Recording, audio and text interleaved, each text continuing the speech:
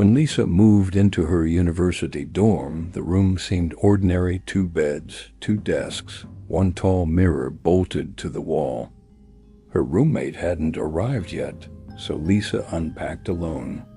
As the evening settled, she noticed something odd.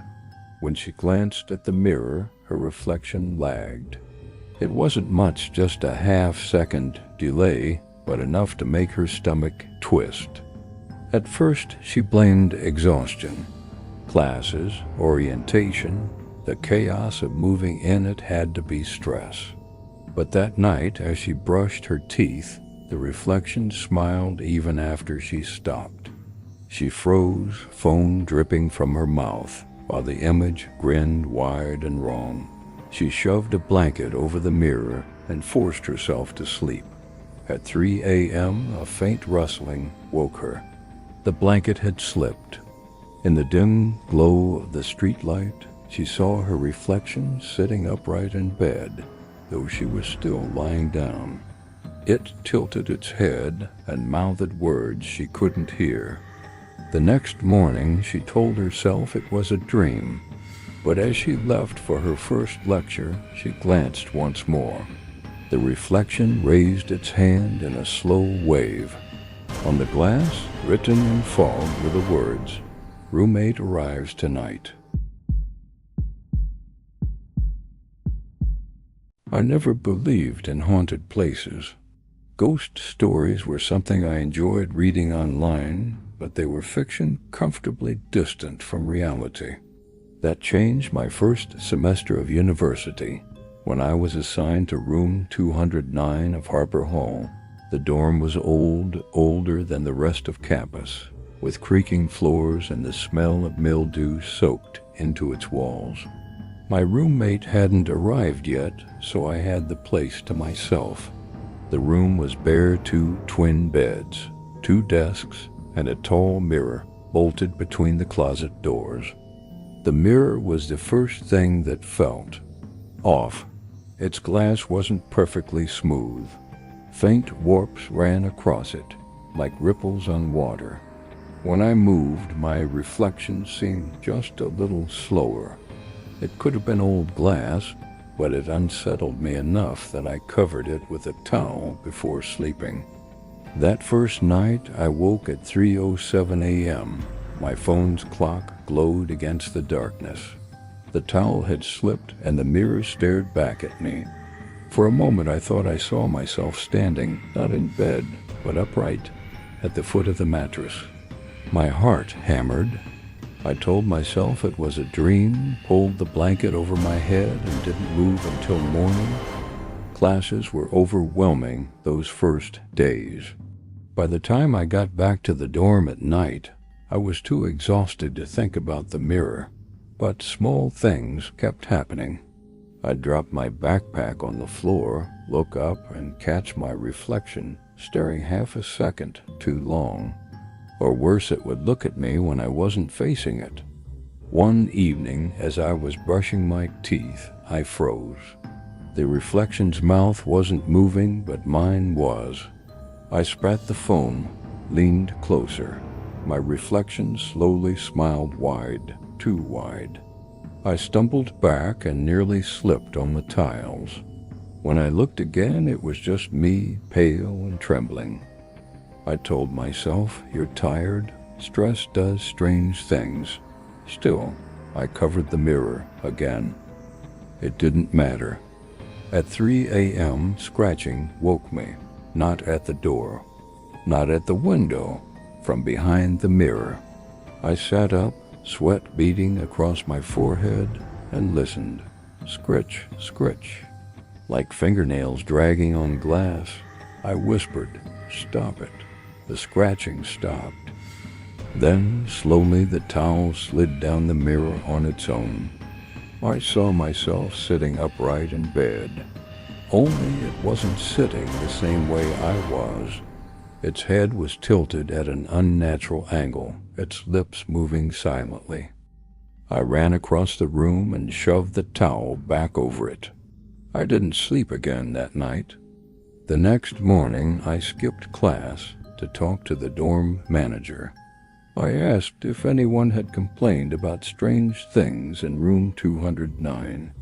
She frowned, then sighed. "You're not the first," she admitted. "That room, students don't last long there. They always ask to move out by mid-semester." When I pressed her for why, she only said, "It's the mirror. Been bolted there since the building was renovated in the 70s. Maintenance says it can't be removed. Every time they try, the glass cracks, but never breaks. Just leave it covered and you'll be fine." I didn't feel fine. That night, my new roommate arrived, Kyle, a sophomore transfer. I didn't tell him about the mirror. He laughed when he noticed the towel. "You hiding your face from yourself?" I shrugged. "Something like that." Kyle was the kind of guy who never got spooked. Loud, confident, always joking. But 3 nights later, he wasn't laughing. At exactly 3 a.m., I woke to him shaking me. "Dude," he hissed. "Look." The towel was gone. The mirror stood bare. In it, we both saw our reflections, except mine was asleep. I was wide awake, standing next to Kyle, but in the glass my reflection lay on the bed, motionless, eyes closed. Kyle swore under his breath. I felt my stomach twist. My reflection's chest wasn't rising. It wasn't breathing. Then its eyes opened. Both of us screamed. Kyle threw the blanket over the mirror. He wanted to move out that night, but the dorm manager wouldn't let us. "You'll be fine," she insisted. "Just ignore it." Ignore it? How do you ignore something that watches you? For a week, we kept the mirror covered. Kyle avoided even glancing at it. But at 3 a.m., we always woke to some sound. The scratching, the faint tap of nails on glass, or the heavy feeling of being watched. One night, Kyle's bed was dragged a foot across the floor while he slept.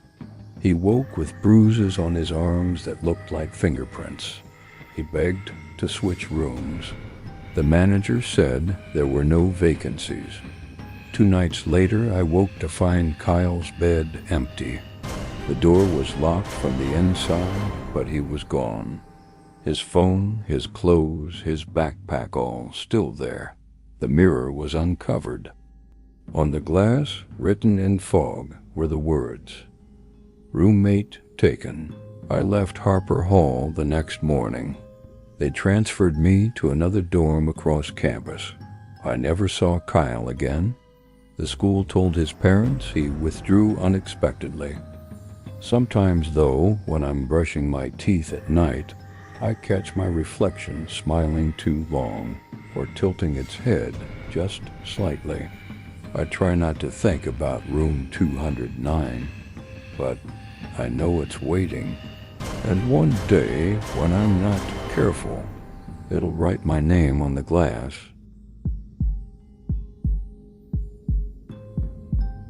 I worked the late shift at the campus library.